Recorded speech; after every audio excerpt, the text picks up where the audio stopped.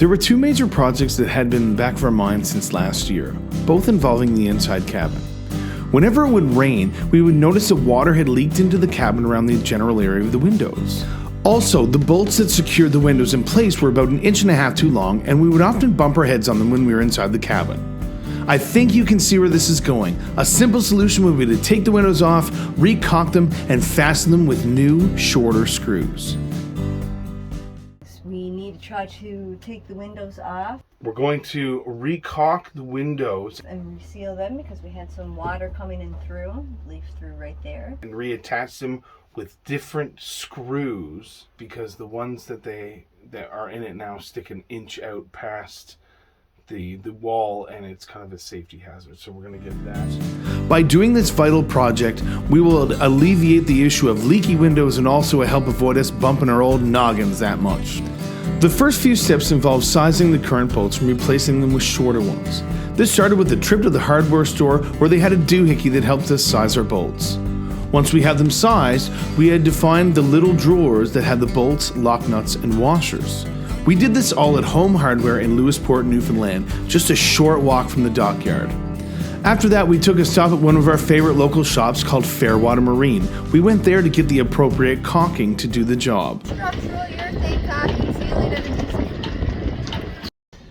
Okay, so today we're taking off the windows. What that entails is we have to remove the nuts and the bolts that are keeping it together. We have to remove whatever sort of caulking or adhesive material is there.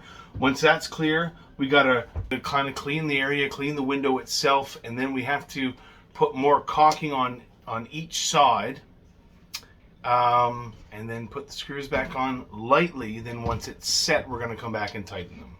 So get a life. Once we returned to our little big dream, we got to work, and our first goal was to remove the nuts and bolts currently in the windows and then remove the panes of plexiglass. There was some initial doubt that one of the windows actually wouldn't come off. The window that Tia's working on right now is secured amazing, and I don't think we're getting it off. But with some persistence and elbow grease, we managed to get the window off and prepare for cleaning and reattachment. Following the removal of the windows, we proceeded to clean the panes of plexiglass and the areas around the windows. The biggest mess was the old caulking left on the window panes and around the window holes. We removed the bulk of the old caulking with a razor blade and then managed to get the leftover residual with acetone. Because we weren't 100% sure if acetone would dissolve our plexiglass windows, we felt as if rinsing each pane immediately after using acetone would be a solid idea. The window panes and holes around the window ended up getting pretty squeaky clean. I think that's a total high five. Now, to prepare for the great caulking event, we decided to tape off the window areas with painter's tape just to avoid any needless mess. We then filled some cracks on the inside of the window wells and then got to work. We started by setting the windows. This involved putting a layer of caulking around the perimeter of the window holes. This would help keep the windows in place before we started adding the screws. Once they were in place, we had to add the caulking around the edges of the window panes. This is a big component that keeps most of the water out. Once we felt that the job was done, we then let the caulking set for 24 hours, then returned to tighten the nuts and clean any mess that we would have made the day previous.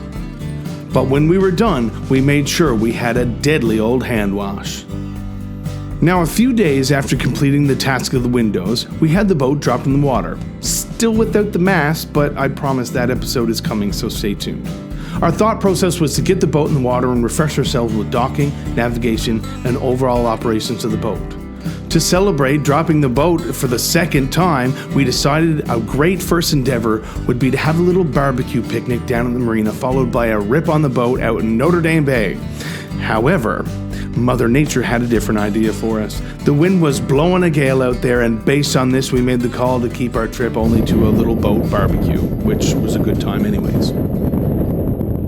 We're going on a boat picnic. A boat picnic. Maybe a boat ride, but it's looking pretty windy out.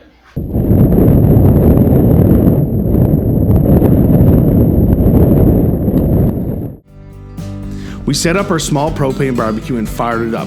It took a few times to get it lit because the wind was going so darn hard, but once it was lit, Tia and I had a feed. Tia cooked up some hot dogs, I cooked up some homemade hamburgers, and what a time we had.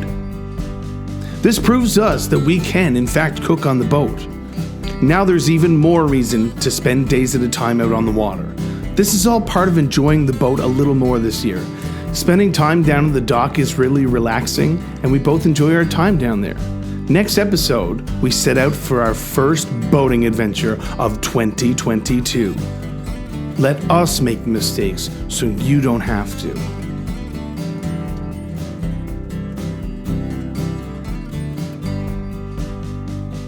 Now, babe.